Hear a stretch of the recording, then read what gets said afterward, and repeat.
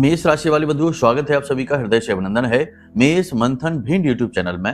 तो मेष राशि वालों, जरा ध्यान से सुनिए। अगले 3 से 5 दिनों में आपकी किसी एक ऐसे व्यक्ति से मुलाकात होने वाली है जो आपका भाग्य विधाता बनकर आपके जीवन के दुख तकलीफों से बाहर निकलने में आपकी मदद करेगा।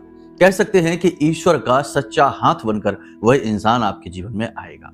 जी हाँ बंधुओं, बेहद महत्वपूर्ण भविष्यवाणियां हैं ये, इन्हें जानना बेहद आवश्यक है क्योंकि आप अब नव वर्ष की दहलीज पर खड़े हैं और समय का परिवर्तन का ऐसा प्रभाव आपके जीवन में आ रहा है कि आप पॉजिटिविटी के साथ आगे बढ़ेंगे।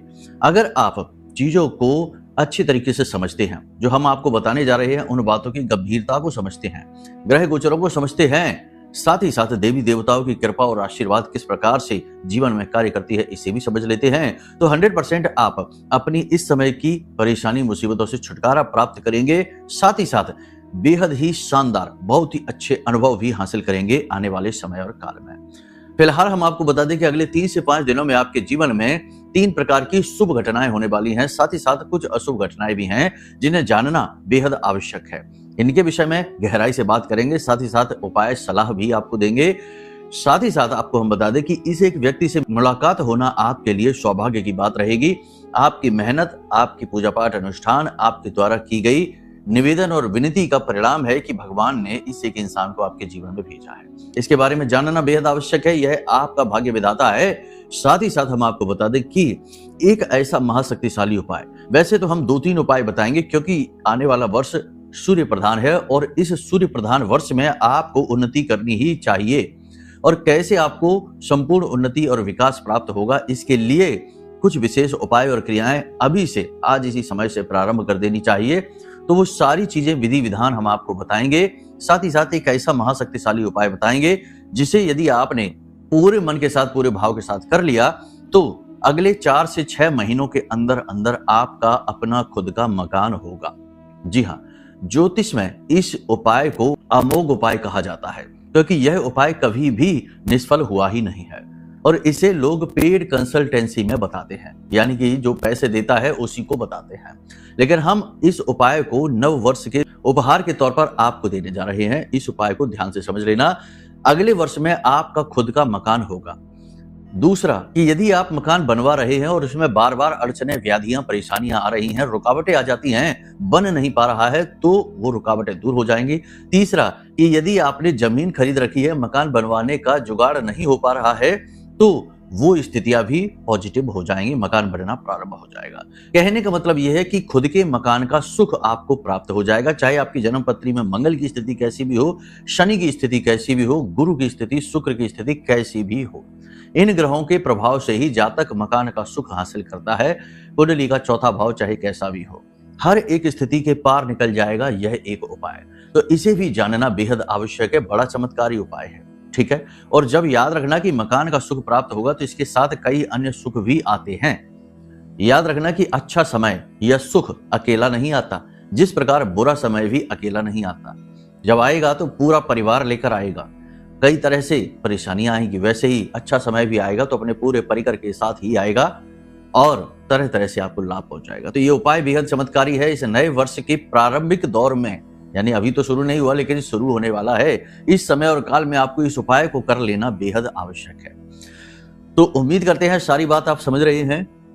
सबसे पहले आपको बताएंगे भविष्यवाणियां, फिर बताएंगे इसी के इंसान के बारे में, फिर बताएंगे कुछ जरूरी बेहद शक्तिशाली उपाय जो आपके पैसे के फ्लो को बनाएंगे, नेगेटिविटी को हटाएंगे। साथ ही साथ बताएंगे यह महाशक्तिशाली उपाय जो 100% आपका खुद का मकान आपको ला कर देगा। यहाँ पर कुतर्क नहीं करना कि पैसे ही नहीं है मकान कैसे बनेगा, या तमाम तरीके की उल्टी सीधी बातें अपने मन में लेकर नहीं आना। कुतर्क से कुछ नहीं होता है। जब भगवान देने पर आते हैं तो चाहे कैसी भी स्थिति हो, किसी भी हाल में आपको देते ही देते हैं और उनके देने का विधि विधान क्या है ये तो वही जाने, ठीक है। कहने का मतलब यह है कि कर्म आप करिए, उपाय क्रियाएं करिए, मेहनत करिए, फिर ऊपर वाला निश्चित तौर पर फलित होगा यदि सब कुछ ठीक है तो कुतर्क करने वाले कुतर्क करते रह जाएंगे और जो विश्वास करेंगे वो आगे बढ़ जाएंगे। यही इस नव वर्ष का सबसे बड़ा मंत्र कह सकते हैं, क्योंकि यहाँ पर जो विश्वास रखेगा, जो आस रखेगा, जो उम्मीद रखेगा और जो निष्कपट होकर मेहनत करेगा वह सफल होगा। सूर्य का वर्ष है, किसी के साथ अन्याय नहीं होगा। तो चलिए बंधु, उम्मीद करते हैं सारी बात आप समझ रहे हैं। अब महामाई को याद करते हैं, जैसा कि हमारा रिवाज परंपरा है। बिना महामाई को याद किए तो हम एक पल भी आगे नहीं बढ़ा सकते, कदम भी आगे नहीं बढ़ा सकते हैं। तो चलिए महामाई को याद करते हुए कमेंट बॉक्स में पूरे भक्ति भाव के साथ लिख डालिए, जय मां भद्रकाली कृपा करो। महामाई के प्रति यदि मन में भाव और गहरा है तो यह भी लिख देना कि मैं भी माई के परिवार का हिस्सा हूं। एक और विशेष बात हम आपको बता देते हैं कि नव वर्ष का आगाज होगा 9 देवियों के साथ। 19 तारीख को गुप्त नवरात्रि प्रारंभ हो रही है और महाशक्तिशाली बहुत ही भव्य अनुष्ठान करेंगे। दिन रात तपेंगे, माला लेकर बैठे रहेंगे और हवन अनुष्ठान करेंगे बहुत ही शक्ति के साथ। केवल अपने लिए नहीं, संसार के सभी जीवों के लिए, और जो इसमें भाग लेगा उसकी खुशहाली, उसकी सकारात्मकता के लिए। तो आपको यदि इसमें भाग लेना है तो नंबर वीडियो में है, पहले से ही अपनी बुकिंग करा लो, कहीं इतनी भीड़ ना बढ़ जाए कि आप कहीं उसमें खो जाएं। जो पहले आएगा उसी को सबसे पहले विशेष भाग लेने का अवसर भी प्राप्त होगा। तो वैसे तो समय बहुत है, लेकिन आप चाहें तो सहायकों से बात कर सकते हैं, सारी जानकारी प्राप्त कर सकते हैं। चलिए अब अपने मूल विषय को शुरू करते हैं। बात करते हैं भविष्यवाणी और ग्रह गोचरों के बारे में। जय माई की। बंधुओं, ज्योतिष और तंत्र विद्या के क्षेत्र में आचार्य अमित एक जाना माना नाम है। पूज्य गुरुदेव के साधनाओं और ज्योतिष विद्या के अनुभव बेहद दिव्य है। जी हाँ, पूज्य गुरुदेव ने जिसकी भी कुंडली का विश्लेषण किया और कुंडली के अनुसार उसे सटीक उपाय व महामाई माँ बगलामुखी की विशेष कृपा दी, उसके जीवन में सकारात्मक बदलाव तो आए ही है। फिर चाहे समस्या कितनी ही कठिन क्यों ना हो, समाधान तो अवश्य हुआ है। अब ऐसे में यदि आप भी अपने जीवन की किसी बड़ी समस्या से जूझ रहे हैं, जैसे कि कर्जा बढ़ता ही जा रहा है, काम धंधा और व्यापार सब रुक चुका है, रिश्ते नातों में तनाव हद से ज्यादा बढ़ गया है, पूरा जीवन ही नकारात्मकताओं से भर गया है, तो ऐसे में यही सही समय है जब आप श्रेष्ठ गुरु से मार्गदर्शन प्राप्त करें और जीवन के अंधकार को समाप्त कर दिव्य प्रकाश की ओर कदम बढ़ाएं। वीडियो में दिए गए नंबरों पर तुरंत संपर्क करिए और अपनी कुंडली का विश्लेषण व समाधान पूज्य गुरुदेव के द्वारा करवा लीजिए। देर ना करें, आपके देवी देवताओं के आशीर्वाद से ये मौका खुद चलकर आपके पास आया है, इसे गंवाना नहीं है। अभी फोन करें और गुरुदेव से मार्गदर्शन प्राप्त करें। महामाई आपका कल्याण करें। धन्यवाद। देखो, इस समय और काल पर बहुत ही विचित्र और बहुत ही शुभ और कुछ अशुभ स्थितियां बन रही हैं, ध्यान से समझते जाइए। सबसे पहले बात करते हैं चंद्रमा की। चंद्रमा का गोचर हो रहा है वृश्चिक राशि में। वृश्चिक राशि में चंद्रमा का गोचर होना नीच का हो जाता है, चंद्रमा मारक हो जाता है, तो यानी कि ये मन से आपको कहीं ना कहीं कमजोर करेगा ही करेगा। इसी के साथ साथ हम आपको बता दें कि सूर्य और मंगल दोनों एक साथ अग्नि तत्व के कारक हैं, धनु राशि में बैठे हुए हैं, यानी कि ऊर्जा का प्रवाह तेज होगा, कार्य बनने लग जाएंगे। इसी के साथ साथ सबसे बड़ी बात की शनि की दशम दृष्टि, गुरु की सप्तम दृष्टि और केतु की पंचम दृष्टि सूर्य और मंगल के ऊपर पड़ रही है। यानी आपके द्वारा किए गए हर एक कार्य, हर एक कर्तव्य, हर एक कर्म पर तीन गुरुओं की दृष्टि पड़ रही है। देखो, गुरु तो है ही गुरु, शनि भी गुरु ही है। जब आप नियम कानून को तोड़ते हैं, यानी कि अपने कर्मों का ध्यान नहीं रखते हैं, अनैतिक कर्मों की ओर जाते हैं, तो शनि भैरव बन जाता है और आपके हर एक कर्म का हिसाब किताब आपसे वसूल करता है। यानी कि वह क्रूर गुरु है और गुरु सौम्य गुरु है और केतु महागुरु है जब गुरु के साथ मिल जाता है।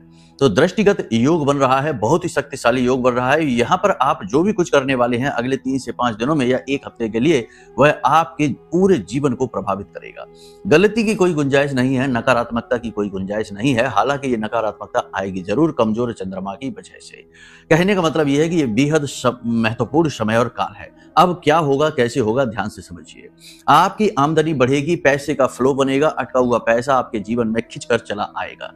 कहीं से भी आए, कैसे भी आए, अगले 3 से 5 दिनों में आपके पास पैसा आएगा, यह गुरु की कृपा रहेगी। इसी के साथ साथ आप नई योजनाओं पर विशेष ध्यान देना शुरू करेंगे, अपनी आमदनी को बढ़ाने का प्रयास करेंगे, साइड इनकम आप जनरेट भी कर पाएंगे।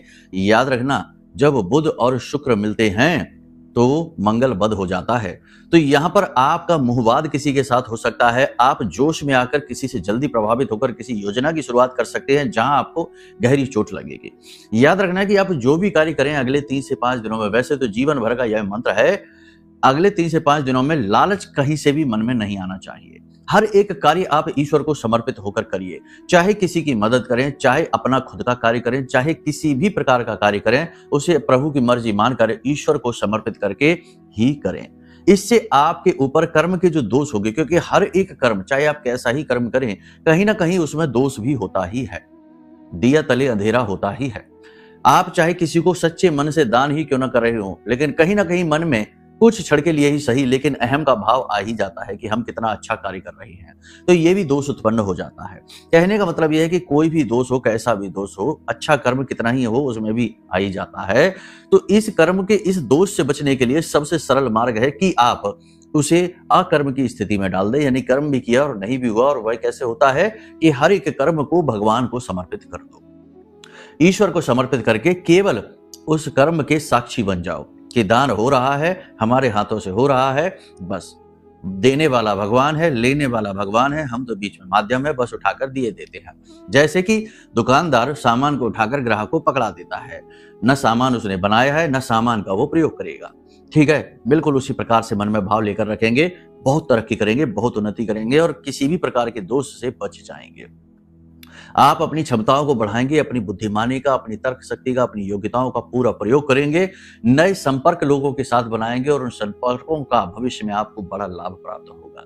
नई पार्टनरशिप, नई योजनाओं पर आप कार्य करेंगे। सरकार की तरफ से आपका कोई भी कार्य हो, अटका हुआ हो, उसमें गति आ जाएगी। हालांकि वहां पर आपको निगेटिविटी बहुत देखने को मिलेगी, यानी कि लोग तरह तरह की बातें करेंगे, घूस रिश्वत आदि के भी लेने देने के अवसर आपको मिल सकते हैं, तो इनमें थोड़ा सा बचकर चलें।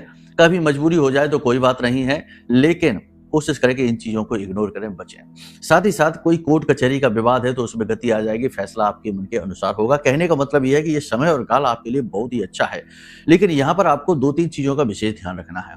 पहली चीज ये कि पैसे को दबा कर रखिए, क्योंकि मंगल जो है वो बद है और बद का मंगल 2 बातें करता है। पहला ये कि पैसे के फ्लो को खराब कर देता है, कि पैसे के फ्लो को कंट्रोल तो वही करता है। इसी के साथ साथ दूसरा कर्जा करवा देता है। तो अगले 3 से 5 दिनों में आपको कर्जा लेने से बचना है। जो कर्जा इस समय आपने ले रखा है, उस कर्जे को चुकाने के बारे में कुछ न कुछ मन में विचार लेकर आने हैं, एक्टिविटी करनी है और नया कर्जा लेने से आपको बचना है और ना ही किसी को कर्जा देना भी है। ये स्थिति बहुत महत्वपूर्ण है इस समय और काल पर। इसी के साथ साथ अपने पैसे को बचा कर रखिए। लोग मांगने आए, देना नहीं है, फिजूल खर्ची करनी नहीं है। जिस कार्य में जरूरत है केवल वहीं पर खर्चा करना है। प्रॉपर्टी आदि के जो आपके एग्रीमेंट वगैरह है, उन्हें जरा सोच समझकर पढ़ें, सोच समझकर उन पर हस्ताक्षर, सिग्नेचर करें। आत्मविश्वास की बढ़ोतरी आपके मन में होगी, ऊर्जा की बढ़ोतरी होगी, सकारात्मक ऊर्जा का प्रवाह आपके मन में बढ़ेगा। लेकिन कहीं ना कहीं जीवन की धीमी गति और आपके अटकते हुए कार्य, यानी कि कार्यों में अटकना, रुकना, रुकावटें ये आएंगे। इसकी वजह से थोड़ा बहुत निराशा भी आपके मन में रहेगी।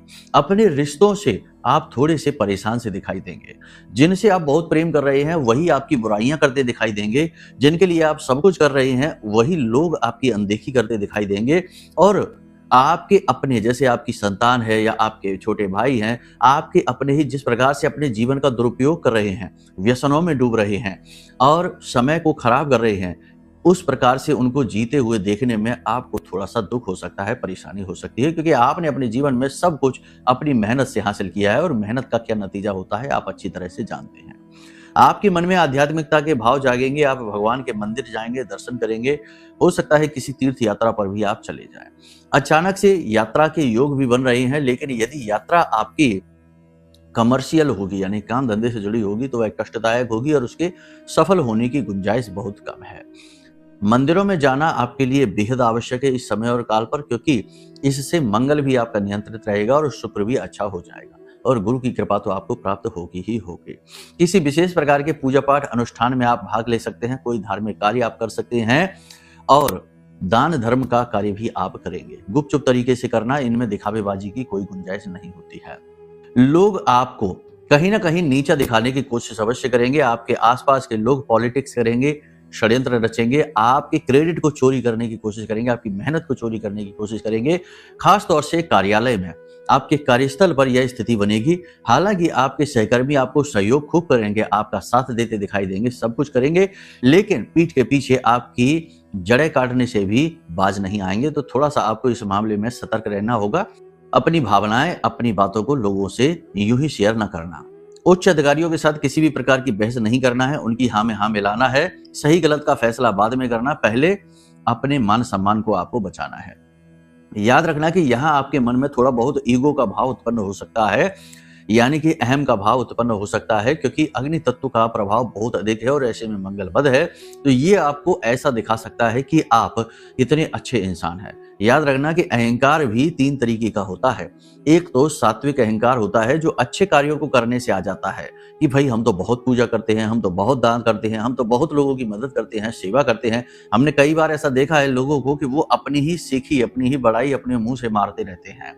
अच्छे कार्यों की लिस्ट बनाकर बैठे रहते हैं। हम तो ऐसे दान कर देते हैं, उसने हमसे मांगा तो हमने अपनी अंगूठी उतार कर दे दी, हमने तो घड़ी भी दे दी, हम तो पैसे देते रहते हैं, हम तो बहुत दान करते हैं, 100 रुपए कोई मांगे तो हम तो 500 रुपए दे देते हैं। इस प्रकार से लोग अपने मुंह से ही, तो ये क्या है? ये भी तो अहंकार का ही स्वरूप है, सात्विक अहंकार है, यानी कि अच्छे कार्यों का भी अहंकार हो गया।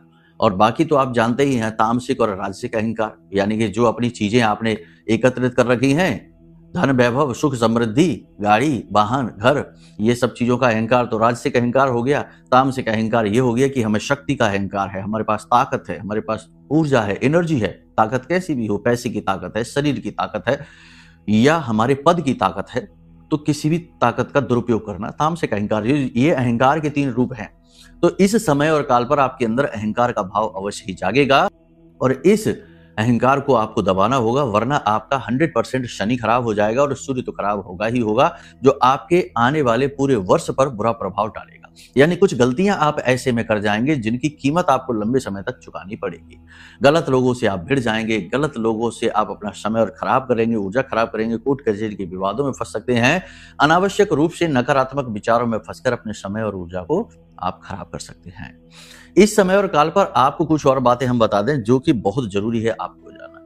यदि आप पूजा पाठ अनुष्ठान में रुचि लेते हैं, धार्मिक प्रवृत्ति के इंसान हैं और भगवान में आपकी पूर्ण आस्था और विश्वास है, धर्म में आस्था और विश्वास है, तो इस समय और काल पर आपको कुछ आध्यात्मिक अनुभव अवश्य होंगे। जैसे कि 2-3 बातें हैं, ध्यान से सुनिए। सपने में आपको भगवान के दर्शन हो सकते हैं, पुरखे पूर्वजों के दर्शन हो सकते हैं, आपके आराध्य आपके इष्ट देव के दर्शन हो सकते हैं, या उनके आंशिक दर्शन हो सकते हैं, जैसे कि भोले बाबा। यदि आप उनकी पूजा करते हैं, उनके लिए मन में भाव रखते हैं, तो त्रिशूल दिख सकता है, मंदिर दिख सकता है, सांप दिख सकता है, काला सांप दिख सकता है, शिवलिंग दिख सकता है, हनुमान जी की गदा दिख सकती है, हनुमान जी का दृश्य भी दिख सकता है, हनुमान जी की पीठ दिख सकती है। इस तरह से भी दर्शन हो सकते हैं, पुरखे पूर्वजों के दर्शन हो सकते हैं। इसी प्रकार जब आप अर्ध निंद्रा में होंगे, यानी कि पूरी नींद नहीं हुई होगी, उस समय और काल पर आपको अपने कानों में मीठे से स्वर में आवाजें सुनाई दे सकती हैं। आपका खुद का नाम लेते हुए की आवाज सुनाई दे सकती है, या फिर आपको ऐसे ही कुछ कोई कहता हुआ सा दिखाई देगा, कानों में ऐसा लगे जैसे कोई कुछ कह रहा है। ये आध्यात्मिक अनुभव। इसी के साथ साथ आपके घर में कोई पक्षी उड़कर आएगा और फिर थोड़ी देर रुककर बाहर चला जाएगा। आपके घर के दरवाजे पर आप जैसे ही गेट खोलेंगे, दरवाजे पर गाय खड़ी दिखाई देगी, जो आपके ही घर को देख रही होगी, आपको ही देख रही होगी। आप जब घर से किसी जरूरी कार्य को करने के लिए निकलेंगे, तो आपको कोई धर्म गुरु, कोई आध्यात्मिक व्यक्ति से मुलाकात हो सकती है, उनके दर्शन हो सकते हैं। तो ऐसे आध्यात्मिक अनुभव आपको होंगे। साथ ही साथ पूर्वाभास का भी अनुभव होगा। कोई व्यक्ति आपके सामने आएगा और आप यह देखकर ही अंदाजा लगा लेंगे कि यह व्यक्ति किस प्रकार का है, किस प्रवृत्ति का इंसान है। तो ऐसे आपके अनुभव भी हो सकते हैं। तो इन अनुभवों के बाद आपका जीवन बदलेगा, क्योंकि यहाँ कहीं ना कहीं ईश्वर आपके साथ हैं। आपकी मेहनत का प्रतिफल देने के लिए ग्रह नक्षत्र भी अब आपके लिए तैयार हो चुके हैं। दुनिया में फैला लालच, नकारात्मकता, छल कपट को देखकर आपके मन में थोड़ा बहुत दुनिया के प्रति अरुचि का भाव उत्पन्न हो सकता है, घृणा का भाव उत्पन्न हो सकता है कि कैसे लोग छोटी छोटी चीजों में आपस में झगड़ रहे हैं, कैसे कैसे क्राइम हो रहे हैं, कैसी कैसी नकारात्मकताएं फैली हैं, ना जाने क्यों लोग सुधर ही नहीं रहे हैं। यदि ऐसे विचार आपके मन में आते हैं और आप यदि दुनिया से, अपनी मेहनत, अपने काम से, अपने आसपास के लोगों से थोड़ा सा चिढ़ से रहे हैं, नफरत कर रहे हैं, तो ये गलत कर रहे हैं आप। ऐसा आपको नहीं करना है। दुनिया में विद्या है तो अविद्या भी है, ठीक है। तो कहने का मतलब यह है कि लोग अविद्या के शिकार होते हैं, माया के शिकार होते हैं और तरह तरह के कर्म कुकर्म करते रहते हैं। तो आप इस चक्करों में ना पड़िए। पूरी दुनिया की ठेकेदारी आपके पास नहीं है। आप केवल अपनी जिम्मेदारी ले लीजिए। आप अपने आप को सुधारिए। आप सुधरेंगे, जग सुधरेगा, ठीक है। तो आप अपने आप को सुधारिए, अपने ऊपर नजर रखिए, अपने ऊपर दृष्टि रखिए, अपने कर्मों का हिसाब किताब खुद लिखकर चलिए कि आप क्या कर रहे हैं, किसी से कैसे बोल रहे हैं, किसी से क्या बर्ताव कर रहे हैं, किसी को हीन करा रहे हैं, किसी को उच्च दिखा रहे हैं, कहने का मतलब ये है कि किसी के साथ आप कैसा बर्ताव कर रहे हो और आपका स्वयं का सोचने का पैटर्न क्या है, किस प्रकार से आप विचार कर रहे हैं, इन सारी चीजों को आप देखते हुए चलिए। स्व आकलन बेहद आवश्यक है। कभी कभी आपके मन में इस प्रकार के विचार भी आएंगे कि जीवन का लंबा चौड़ा संघर्ष का दौर है, लंबा चौड़ा कठिनाइयों का दौर है, सुख के पल तो ना के बराबर ही हैं। तो ऐसे में जीवन के प्रति निराशा का भाव आपके मन में आ सकता है, लेकिन आप इन भावों से विजयी बनिए, अपने आप को पॉजिटिव रखिए। इन चीजों से जो मन में आते हैं, देखो पॉजिटिव के साथ निगेटिव विचार आते ही हैं, अच्छे लोगों के साथ बुरे लोग भी होते ही हैं कहीं ना कहीं, लेकिन अच्छे लोगों का काम है कि वो अच्छाई पर ध्यान दें और बुरे लोगों को भी सुधारने की कोशिश करें। यानी बुरे विचार भी आ रहे हैं तो उनमें भी अच्छे विचार लाएं। जैसे कि जब आपको ऐसा लगे कि जीवन ही निकल गया और ये जो घिसाई है, ये जो मेहनत है, ये कम ही नहीं हो रही है, संघर्ष कम ही नहीं हो रहा है, तो यहाँ पर आप ये भी देखिए कि ये जीवन आपको कितना सारा अनुभव भी दे रहा है। लोगों की परख हो रही है, सच और झूठ का पता चल रहा है, आप अनुभवी हो रही हैं, ज्ञान की ओर अग्रसर हो रही हैं। जितना ज्यादा अनुभव उतना ज्यादा ज्ञान, यानी आपकी आध्यात्मिक उन्नति की प्रक्रिया लगातार चलती चली जा रही है। तो ये चीज इस प्रकार से आप सोच सकते हैं। अब यहाँ पर जो बातें हमने आपको बताई हैं, वे बातें ठीक इसके उलट भी हो सकती हैं। यदि आपकी जन्म पत्री में भी मंगल बदका बैठा है, यदि आपकी जन्म पत्री में सूर्य खराब है, यदि आपकी जन्म पत्री में गुरु खराब है। कैसे खराब होते हैं? तो सीधी सी बात है कि गलत भाव में बैठ गए हैं, नीच के हैं, अस्त हैं, बकरी हैं या पाप ग्रह से ग्रसित हैं तो खराब हो जाते हैं। तो अब यदि आपको ये भविष्यवाणियां सच होती नहीं दिखाई देती, या फिर आप बहुत अच्छा कर रहे थे पहले लेकिन अब अचानक से आपके जीवन में गिरावट आनी शुरू हो गई है, या फिर आप बहुत ज्यादा फंसे हुए उलझे हुए से अपने आप को महसूस करते हैं, तो 100% आपकी कुंडली में कोई पाप ग्रह योग है। कुंडली दिखा लीजिए, नया वर्ष आने को है, नया समय और काल है, जीवन में उन्नति का समय आ रहा है। आप भी उन्नति करिए, पीछे न रह जाइए। अपनी कुंडली दिखाइए, कुंडली में जो दोष हैं उन दोषों को निवारण के सटीक उपाय हम आपको दे देंगे। साथ ही साथ महामाई का यह महारक्षक कवच भी आपको दे देंगे। यदि आपके पास कुंडली नहीं है तो आप इस महारक्षक कवच को मंगा लीजिए। यह आपके जीवन की हर एक नकारात्मकता को, चाहे वह ग्रह से जुड़ी हो, चाहे किसी ने आपके ऊपर कुछ कर रखा हो, हर एक नकारात्मकता से मुक्ति दिला देगा। यह महारक्षक कवच ब्रह्मास्त्र विद्या मां बगलामुखी के सबसे शक्तिशाली मंत्र से जागृत है, अभिमंत्रित है। इस महारक्षा कवच को मंगा लीजिए। यही समय और काल है जब आप निर्णय लीजिए, क्योंकि आज के आपके निर्णय आने वाले पूरे वर्ष को निर्धारित करेंगे आपके लिए। यहां तक सारी बात आपने समझ ली है। अब एक जरूरी उपाय कि आपको अपने सूर्य को यहाँ पर सुरक्षित रखना है, यानी कि प्रबल बनाना है, ताकि आपकी उन्नति हो और नेगेटिविटी आपके जीवन में ना आए। तो सूर्य को प्रबल बनाने के लिए आपको क्या करना है? प्रतिदिन सोकर जागते ही स्नान आदि करने के बाद में तांबे का एक लोटा लेना है, उसमें स्वच्छ जल भरना है, थोड़े से काले तिल डालने हैं, थोड़ा सा लाल सिंदूर डालना है या लाल चंदन डाल सकते हैं, और अपने सिर पर कपड़ा रखते हुए सूर्य देवता को यह जल समर्पित करें और मंत्र का उच्चारण करें, ओम घृणी सूर्याय नमः। इस मंत्र का उच्चारण करें, ओम घृणी सूर्याय नमः। इस मंत्र का उच्चारण करें। साथ ही साथ प्रतिदिन आदित्य हृदय स्त्रोत का पाठ करें। नहीं पाठ कर पाते हैं तो मोबाइल में इसे सुने ही, इससे आपको बहुत बल मिलेगा और जो निगेटिविटी है आपकी ओर आकर्षित नहीं होगी। ठीक है। साथ ही साथ पैसे के फ्लो को बनाने के लिए लाल गूजा के साथ गोमती चक्र और 6 लक्ष्मी कौड़ियां लेकर आपको लाल रंग के कपड़े में बांध लेनी है। साथ ही एक चांदी का सिक्का भी रख लेना है, इसी के अंदर लाल कपड़े में लपेट कर बांध लेनी है और इसे अपने घर की उत्तर दिशा में रख देना है, चुपचाप छिपा के। इससे पैसे से जुड़ी नेगेटिविटी आपकी दूर हो जाएगी। यहां तक सारी चीज आपने समझ ली है। अब बात करते हैं उस एक व्यक्ति की।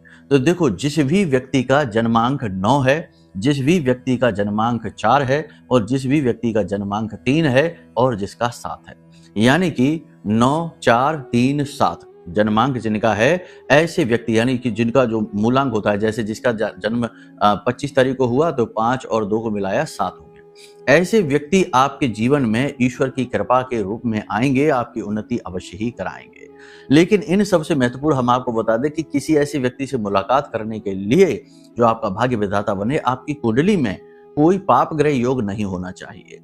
तो सबसे बड़ी बात है कि पहले कुंडली का आकलन कराइए, क्योंकि कुंडली में यदि दोष बैठा है तो वह कभी आपको पनपने नहीं देगा, आगे बढ़ने नहीं देगा, हमेशा आपको नीचे ही गिराएगा। ठीक है। उम्मीद करते हैं सारी बात आपने समझ ली है। अब जो मकान वाला उपाय है वह कल के कार्यक्रम में बताएंगे, अगले कार्यक्रम में बताएंगे, समय काल अधिक हो रहा है। चलिए बंधु, आज के कार्यक्रम को यहीं विराम देते हैं। मन में कोई प्रश्न उठे, जैसे कुंडली आकलन कराना है, पूजा पाठ में भाग लेना है, महारक्षा कवच मंगाना है, कुछ भी जानना है, तो वीडियो में नंबर है, इन नंबरों पे फोन करिए, सारी जानकारी आपको प्राप्त हो जाएगी। प्रेम से बोलिए जय माई की, जय मां बगलामुखी। हमारे प्रिय और परम पूज्य आचार्य जी ने अपनी साधनाओं के अनुभवों पर आधारित शक्तिशाली उपाय और क्रियाओं के माध्यम से हजारों लोगों के जीवन को पूरी तरह से बदला है। आचार्य जी के द्वारा बताया गया हर एक उपाय इतना सटीक और कारगर होता है कि जो भी इसे पूरे भाव के साथ कर लेता है उसे साक्षात महामाई की कृपा और आशीर्वाद प्राप्त हो जाती है। इसलिए निसंकोच इन उपायों को पूरे भाव के साथ करिए, आपका कल्याण होगा। जय माई की।